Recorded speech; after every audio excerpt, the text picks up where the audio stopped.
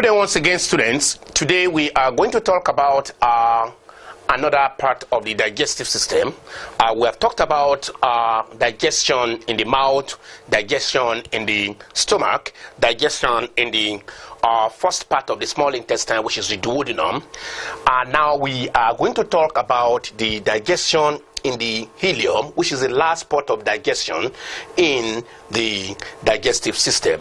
So we are ending digestion now, and it's going to be a short one. Then we move into absorption. We move into absorption of food and probably assimilation. If you can take assimilation, we'll talk about it. It's very short also for you. Now let's look at the digestion in the last part of the duodenum, which is the ileum of the digestive system, which is the ileum. In the ileum, digestion ends. Digestion of all food substances ends at the ileum. All the complex food substances, digestion of these food end in the ileum. Now, and immediately after this digestion, absorption of food will happen there in the ileum. Now, what happens in the ileum? As the final stage of digestion. Do not forget, starch has been converted to maltose, both in the mouth and the other ones which escape digestion in the mouth. They were dealt with and they were converted. The starch was converted. The starch which escaped digestion in the mouth got converted to maltose in the duodenum. Do not forget that protein started its digestion in the mouth and was converted to peptones, long chains polypeptides. And in the duodenum, the long chain polypeptides, peptone, were further converted to short chain polypeptides, dipeptides and tripeptides, and short chain polypeptides generally. Then, what we have now, as the food is going into the ileum, we have starch. We have maltose. So that means carbohydrate has not been converted to glucose. Starch has not been converted to glucose. That's where we are going. So it still has some work to do. We have short chain polypeptides. That means proteins has not been finally converted to amino acid. We still have some work to do. But lipid has been finally converted in one step at the duodenum from lipid or fat to fatty acid and glycerol. So let's now look what happens to this food, the remaining food. And sometimes you take disaccharide straight, like take sugar cane, which contains the sucrose, disaccharide. Nothing happens to it in the mouth, nothing happens to it in the stomach, nothing happens to it in the duodenum. It goes down straight. So sometimes you take maltose itself directly from your mouth. What happens to it? Nothing happens to it in the mouth. Nothing happens to it in the stomach. Nothing happens to it in the duodenum. It goes down straight to the ileum. Sometimes you take milk, and in milk we have lactose, milk sugar. So what happens to this milk sugar in the mouth? Nothing. What happens to it in the stomach? Nothing. What happens to it in the duodenum? Nothing. All the disaccharide, nothing will happen to them in the mouth. Nothing will happen to them in the stomach. Nothing will happen to them in the first part of the small intestine, the duodenum. So they will go down to the final stage of digestion, which is the ileum, which is where we are now. So the digestive juice, just as usual, in the ileum, we're going to talk about only chemical digestion here. We're not going to talk about mechanical digestion here, as I told you earlier for the duodenum. Now, the digestive juice here is only the succus entericus, or the intestinal juice, which is already there, which you already know. The intestinal juice is released by the intestinal gland all over the walls of the small intestine, everywhere. The duodenum, the jejunum, the ileum. Now, what happens? The succus entericus, you only know one enzyme it contains, enterokinase, and you have seen the work of enterokinase. The enterokinase helps you to do what? Helps you to convert what? To convert your what? To convert trypsinogen, which is inactive, to trypsin. You have seen that before in the duodenum. Now, that is one member of the intestinal juice, you know. Now, what are the other members and what do they do? That's what we're looking at now. The digestive juice, write this down here, known as the intestinal juice or succus entericus, is produced by the intestinal glands present in the wall of the small intestine. This juice is a mixture of enzyme. Pause your system and write this note down. Then let's continue. It contains maltase. Apart from enterokinase, other enzymes there are maltase, lactase, sucrase, and erepsin. So, maltase, what does it do? It goes to that maltose. Don't forget, your starch is now present as maltose. It breaks it down to glucose plus glucose. Glucose plus glucose. 2 glucose units. Glucose plus glucose. It breaks it down to glucose plus glucose. To glucose plus glucose. Lactase is another enzyme. This lactase will go to your milk sugar lactose, because nothing can happen to it in the mouth, nothing can happen to it in the stomach, not even in the duodenum. When it gets down to the lower part of the small intestine, the ileum, it is converted by this enzyme lactase, which is a member of the succus entericus or the intestinal juice, to glucose plus galactose. Sucrase is another member of succus entericus or intestinal juice. It goes to sucrose. When you take your sugar cane and you take it in, it breaks down into glucose plus fructose by what? Sucrase. That's another member of the intestinal juice. And the last member, which we are going to talk about now, don't forget your protein was converted to peptone in the stomach, which is a long chain of polypeptide. Then in the duodenum, it is converted to shorter chain of polypeptides. And the shorter chains of polypeptide, tripeptide, dipeptides, you see them, short chains of polypeptide. Now, they will finally be converted to free amino acids in the ileum by a member of the intestinal juice known as erepsin. So the intestinal juice contains maltase, lactase, sucrase, erepsin. Another member of the intestinal juice, which I didn't write up here, is nuclease, which digests the DNA. We're going to talk about the DNA later. It digests the DNA, the nucleotides, the content of the nucleus, it digests them. Because when you eat food, when you eat your meat, part of the meat has cells, animal cells, and within there, you have nucleus. What will digest the nucleus? We have not talked about that. So nuclease, which I've not mentioned here, we do that digestion of, and it's a member of enterokinase. So you know that enterokinase, or the intestinal juice, which is present, which is released from intestinal gland from the wall of the stomach, contains maltase, which digests maltose to glucose plus glucose. It contains lactase, which digests lactose to glucose plus galactose. It contains sucrase, which digests sucrose to glucose plus fructose, and polypeptides, the final short chains of polypeptides, to amino acid. Even if there is any peptone there, long chain, which escape down there, erepsin is going to deal with it. Don't forget that all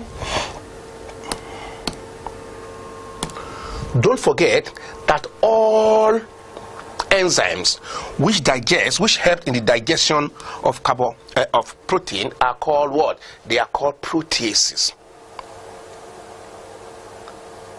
Okay? Proteases. So erepsin is a protease. Okay? Trypsin is a protease.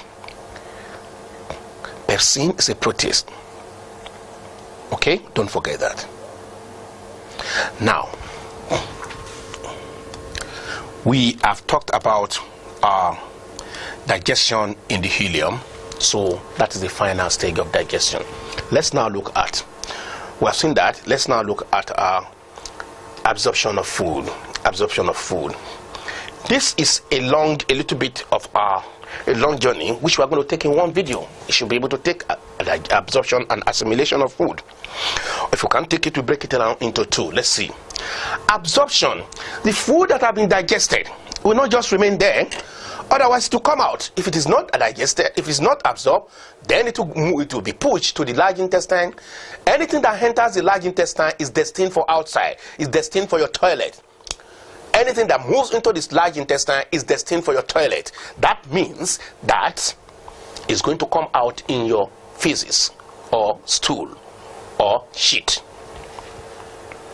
So this digested food now have to be absorbed, have to be taken into the blood, because their destination is the cells that need this food.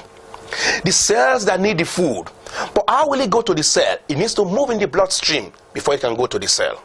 It needs to move in the bloodstream. Blood is the transporter. You know that, and you will see it soon. The transport system in you and I in the next topic. That's the next set of topic after digestive system. The transport or the circulatory system. Now, you have seen, so this food must be taken to the transporter, which is the transport system, which is the blood. And the blood will now forward them or transport them to all the cells in the body. Before we go into this, let's look at what happens first in the small intestine. How is the small intestine or the ileum prepared for this absorption? How is it prepared? Is it prepared? Is it well prepared to push this food into the bloodstream? How is it prepared? That's what we are going to look at now. The small intestine is a tube, a coil of tube coiled up in a small space, and that tube is about 6 meters long. I told you before, 5 to 6 meters long. It's very long. So let's now cut open. Let's cut a small part of it, a small part of the small intestine. Let's cut. This is just a little part of a piece of small intestine. Let's again cut a longitudinal section through it. Let's cut it, a section through it like this longitudinally. And this is what we see.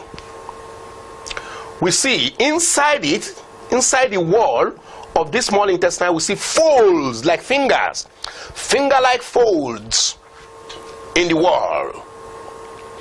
If we take this small section and look at it, this yellow thing is not part of the drawing, but we're just telling you want to cut a little bit of it like that and bring it out so that you see the wall and see the surface of the wall inside. Is the wall like this, like my wall? I'll take the wall is, but the surface of the wall like this. It's not as smooth as this. Look at it. This having finger-like projections, finger-like projections. So when we cut this small part open, this is what we see. Again, we cut a piece of the small intestine. We again section it longitudinally, and this is what we see inside the wall, finger-like projections. And these finger-like projections, we want to see it very well, then we cut a little bit part of it and bring it out like this. These finger-like projections are called villi. One is villus, many villi. Villi is a singular villus. One is villus and more than one villi. You can see the thickness of the wall is this, which is the thickness of the wall. This thickness is this. Inside the thickness, the thickened wall is the wall. It's not that it's so thick, but you can see that it's a wall. You have blood vessels, lymphatic drainage, lymphatic vessels, and you even have nerves. Blood vessels, lymphatic vessels, and nerves. But let's forget about the nerves now. Let's talk about just the blood vessels and the lymphatic vessels. So you can see them. My yellow guy there is the lymphatic vessel. The red one there is the arterioles. Arterioles means the smallest division of artery. And look at the veins there appearing as the smallest division of vein, the venules. So look at it here. So we say a piece of the small intestine, a section through the small intestine, and a small section of the small intestine showing few villi. Few villi. You can see 5 villi here now. You can see 5 villi there. I'm not asking you to draw this.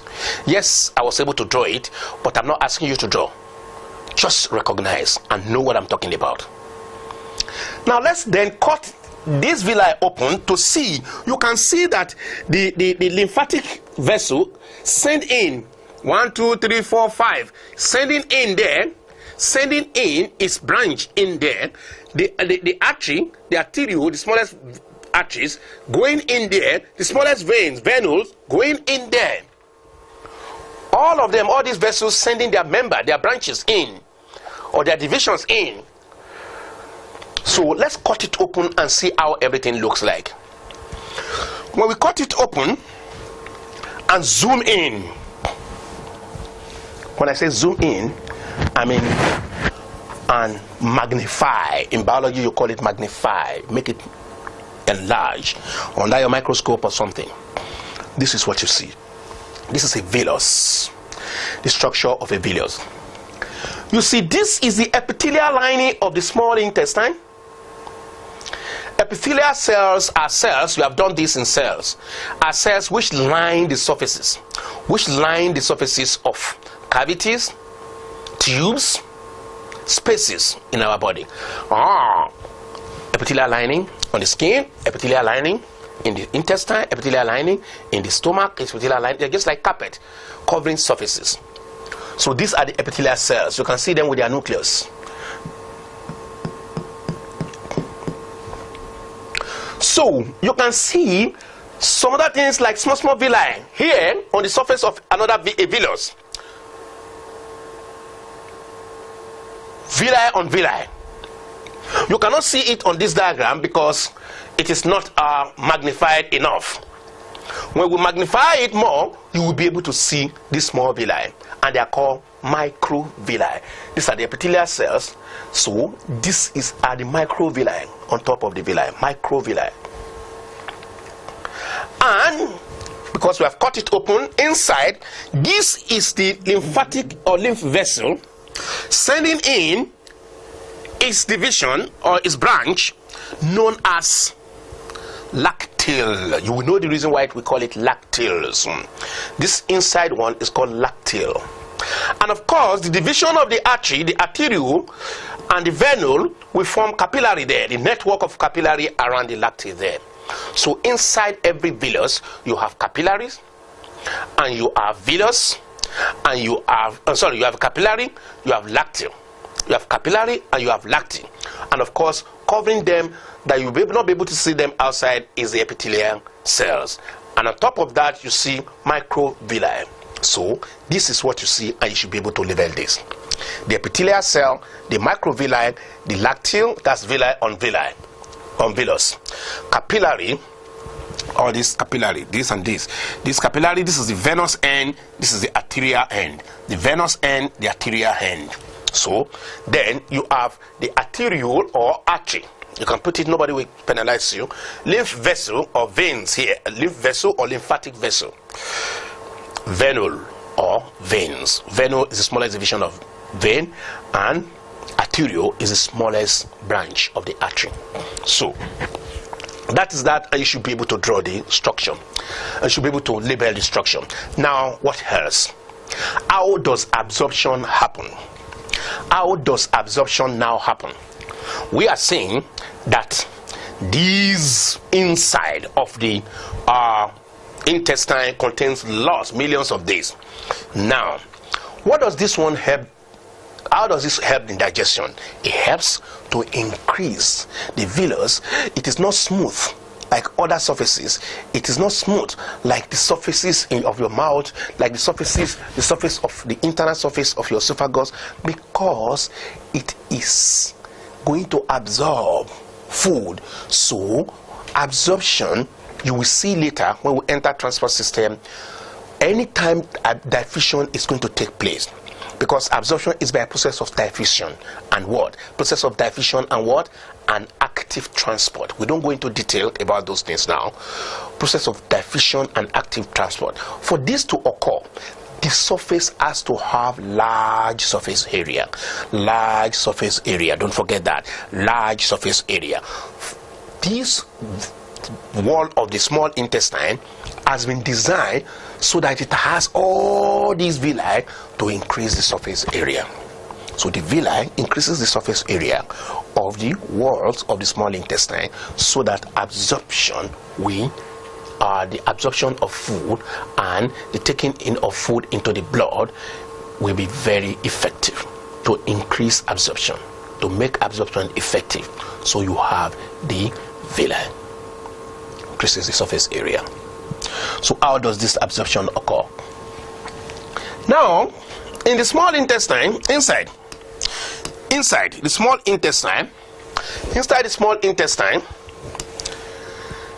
inside here, you have the food, the glucose, the soup, all the food that came to the ileum. Now in the ileum, everything is finally digested. Now the glucose, the galactose, the amino acid, the fatty acid and glycerol, everything is inside here as a liquid called chyle. So they are all swimming here around this villi. They are all swimming around this villi. So if I take a villus, all around this villus, I have those. So that is why I place them like this. That is why I place them like this. All around this villus, you have glucose. It's right there. Around the villi, you have amino acid. It's right there. Around the villus, you have fatty acid. Around the villus, you have glycerol. Around the villus, you have vitamins. Around the villus, you have roughage. We have advised you to take lots of roughages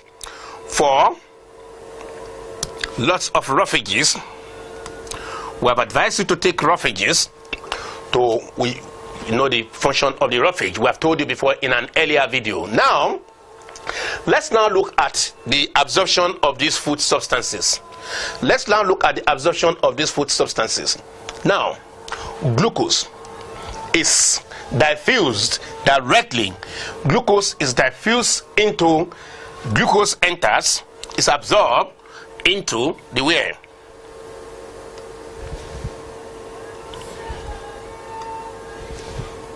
Glucose is going into the capillary. Amino acid is going into the capillary. Minerals going into the capillary. Vitamins going into the capillary. Water, some water going into the capillary. You can see them now. But before they go into the capillary, there is a barrier, epithelial cell.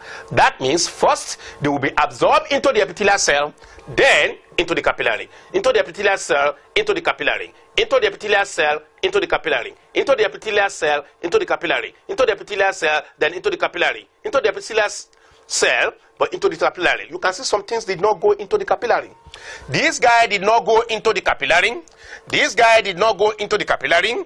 This guy did not go into the capillary. Wow, these three things did not go into the capillaries. Why did they not go into the capillaries? Why did they not go into the capillaries? We're saying they must go into the bloodstream. That's absorption. Why did they not go into the bloodstream? This guy will not go into the bloodstream. We know the roughage is not going to go into the bloodstream. No bloodstream for you. No bloodstream, no bloodstream, no bloodstream for roughage, because roughage has not been digested. It's cellulose. Because we cannot digest it. It's polysaccharide.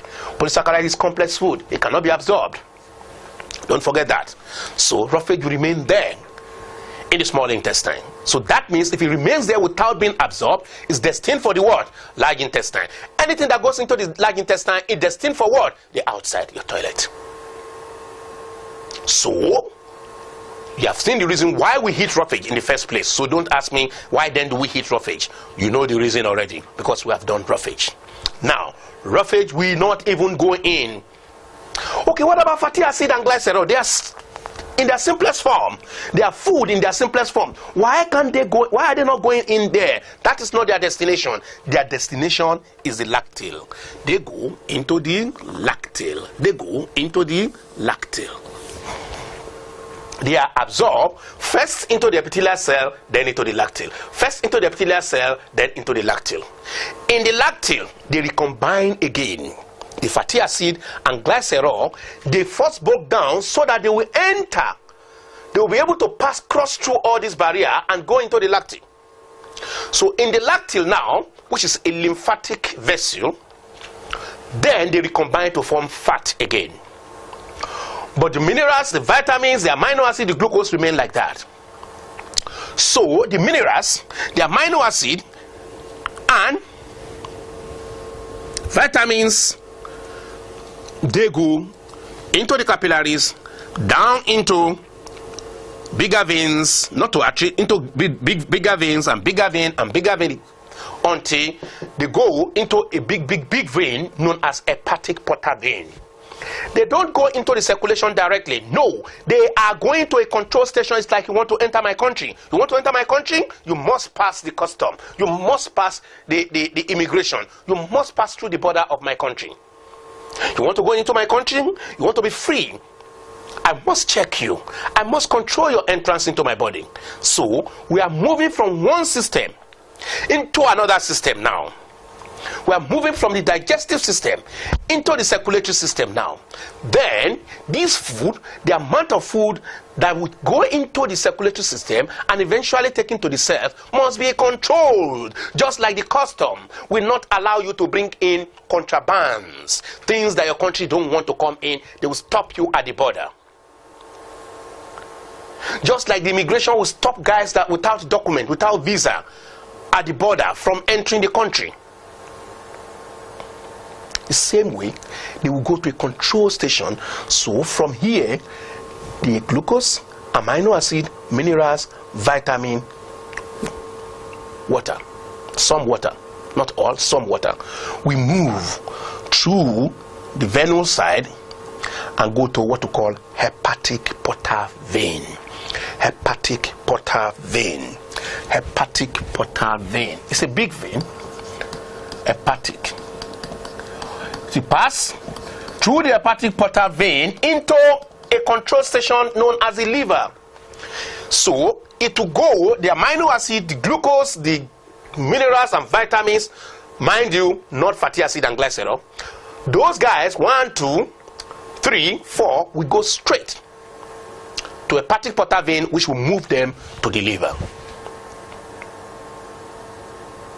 Which will move them to the liver, because the liver is the control station.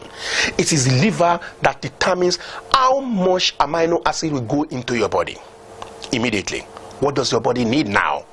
How much glucose will go into your body? What does your body need now? How much minerals will go into your body? What does your body need now? How much vitamins will go into your body? How much does your body need now? It will not allow excess to move in. No. Even if you have taken excess food, if excess food has been digested, this organ, the liver, will protect your body. It will not allow excess food to go in. So the liver is your border into your country. The immigration is there, the custom is there, everybody, they are all there. Those people checking drug, NDLE, all of them, they are all there at the border. So the liver is the control station which controls how much food goes into the entire body. And when the food moves from the ileum, it goes straight to the liver through the hepatic portal vein. It is only fatty acid and glycerol that will not move in there directly like that. We say the fatty acid and glycerol move into the lacteal and recombine to form fat again. And the fat looks milky. So that's why you call that the liquid lacteal, and we just call that branch lacteal. So it moves down in the lymphatic vessel, which drains it down to large veins closer to the heart around your neck region, where it is emptied into the bloodstream. Where it is emptied into the bloodstream. But all these other guys, glucose, amino acid, minerals, vitamins, some water, they will go straight to where? They will go straight to the liver. And what will take them from the ileum to the liver? Hepatic portal vein. And what happens to them at the liver?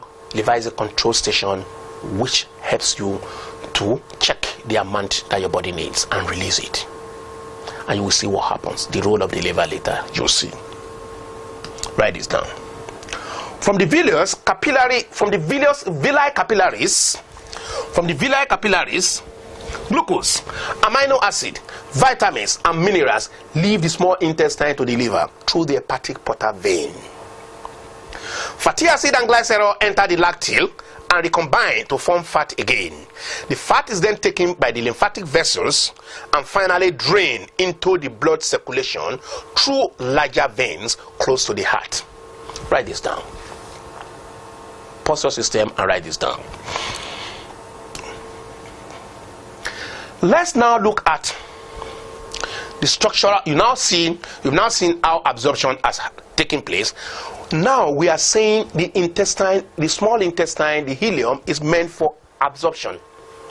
How is it adapted? You see, in science we like to look at adaptation. How are you structured? How is a particular thing adapted to perform its structure and to perform its function? You have to structure it to perform its strong function.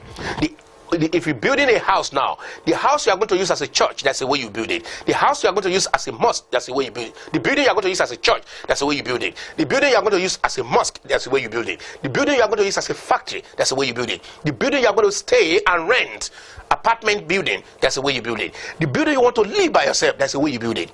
Purpose built for their function. The same thing. Structures in the body are purposely structured for the type of function they perform. So, structural adaptation of the small intestine for absorption. 1. The small intestine is very long. It's about 6 meters long. This makes digestion of food to move for a longer time through it. So there is enough time for absorption. Food will stay there for a long time because the movement has a long distance to move. So the small intestine, food takes a long time in the small intestine. The food you eat will take about 1.5 days to be processed. About 1.5 days to be processed. So it will take a long time in the small intestine so that absorption can happen properly. This is the first structural adaptation. Let's go in. Now, the inner surface of the ileum is highly folded into finger-like structure. If they say small intestine, no problem. Ileum, no problem. Finger-like structures called villi. This increases the surface area of the what? Of the small intestine for more what? For more efficient absorption than a smooth surface. If the surface was just smooth like that, absorption will not be efficient.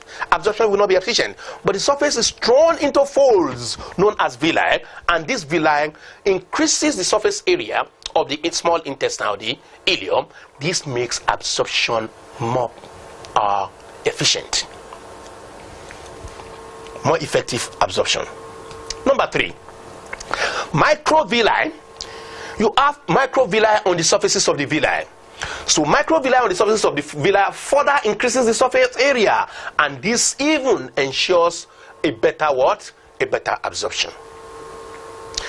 4. Each villus is richly supplied with a network of blood capillary. Of course, if there is absorption and there is nothing to take it into the blood, okay, to just end in the epithelial cells there? No. So there must be blood capillaries. So they are richly supplied.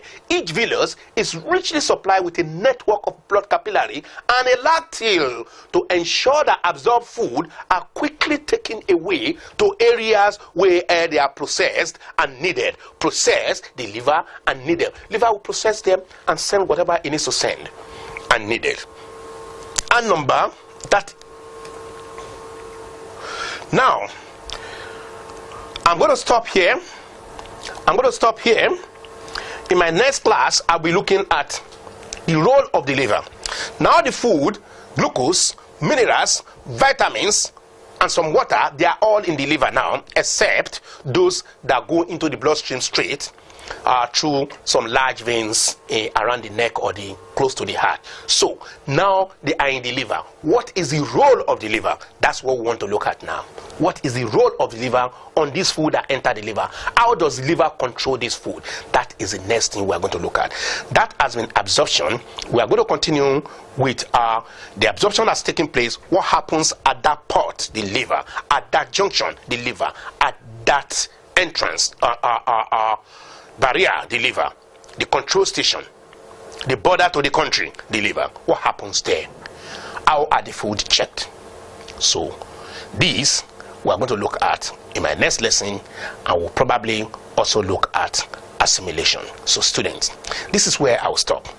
Should you have any problem with digestion in ileum and absorption that takes place in the ileum, let me know by sending in your email, and the teacher will respond to you within 24 hours by sending another video to you to answer your question, custom made video to you. So students, this has been Teacher Afiz saying good day and God bless.